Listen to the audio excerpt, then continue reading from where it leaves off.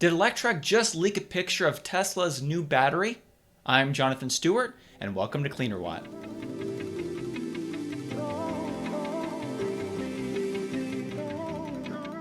On September 16th, Electrek put out an article with this picture, supposedly showing a picture of Tesla's new in-house designed battery cells from the Roadrunner project. Based on other people's comments in the community and also comments on Twitter, I believe what Electrek has here is Tesla's new tabless battery that's built with Maxwell technology. Tesla recently filed a patent describing this tabless technology. As you can see here in these pictures, here are some of the diagrams that they included in this patent.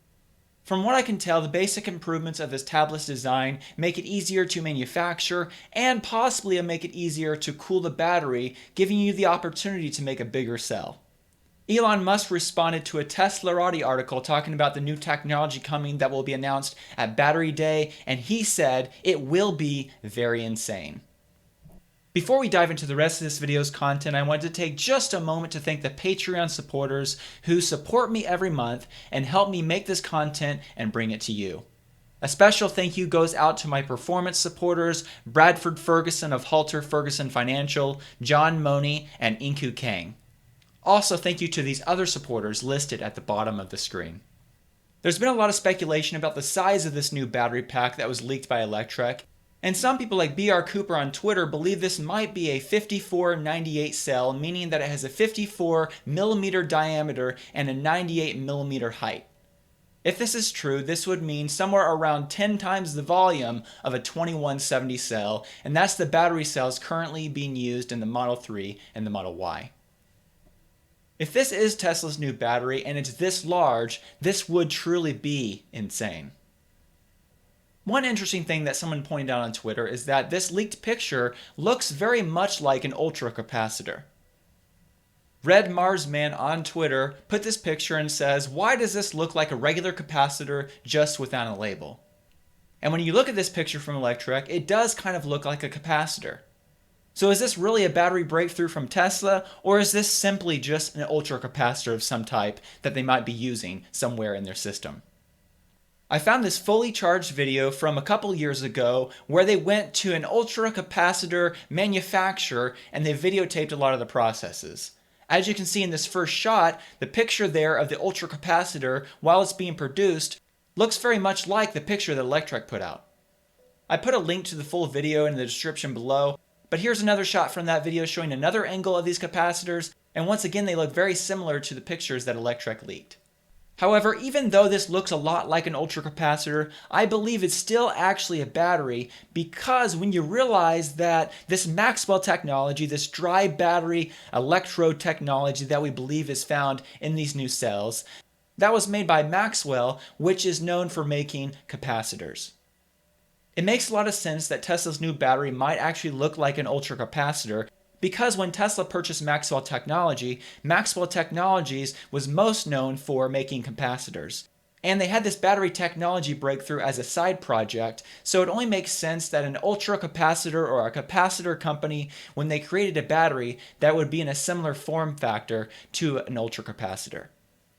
When you look at a picture here of the dry battery electrode process from Maxwell Technologies, you can see here the dry powder mixture and the dry-coated electrode film, and the graphite rolls. Once again, going back to that fully charged video, if you see the process of making an ultra capacitor, you can see some similar rolling going on here in this picture.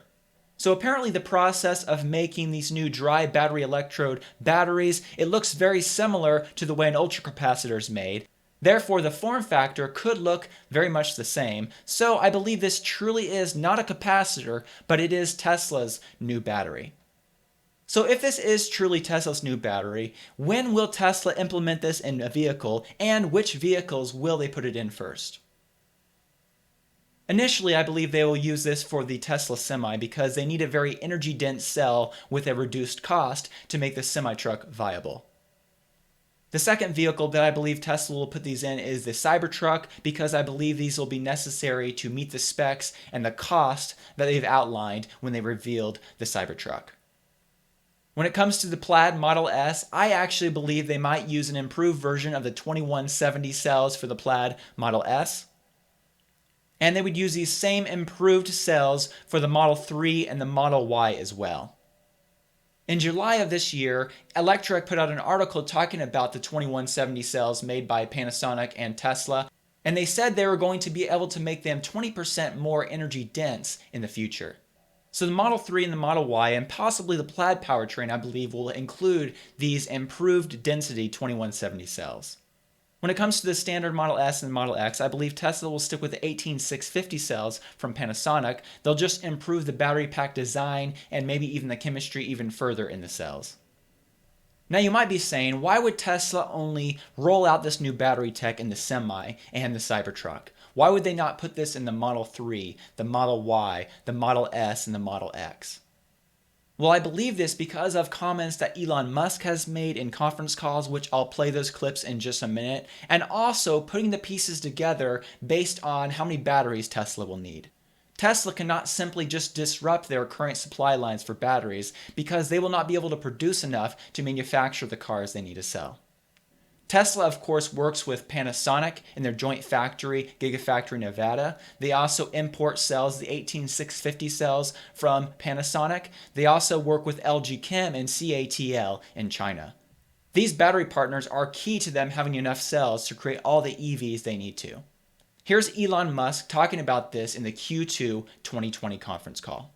The real limitation on Tesla growth is cell production at an affordable price.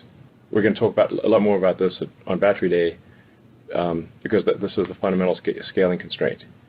And any part of that supply chain or processing at the cell level will be the limiting factor. So we expect to expand our business with Panasonic, with CATL, with LG, possibly with others, and there's a lot more to say on that front on Battery Day. Elon Musk also made some other statements in the Q2 2020 conference call that also support what I'm talking about here, that they probably won't put brand new battery tech in the Model 3 and the Model Y because they have made these vehicles so very efficient. Here's Elon Musk's comments about this. And just there's like two general classes of cell. There's like the iron phosphate and then the nickel-based. The nickel-based cells have higher energy density, so longer range.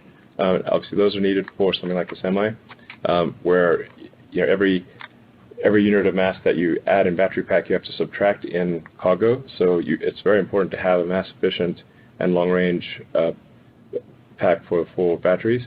However, what we're seeing with our passenger vehicles is that our powertrain efficiency and sort of tire efficiency, drag coefficient, like basically all of the things that our HVAC, going to a heat pump.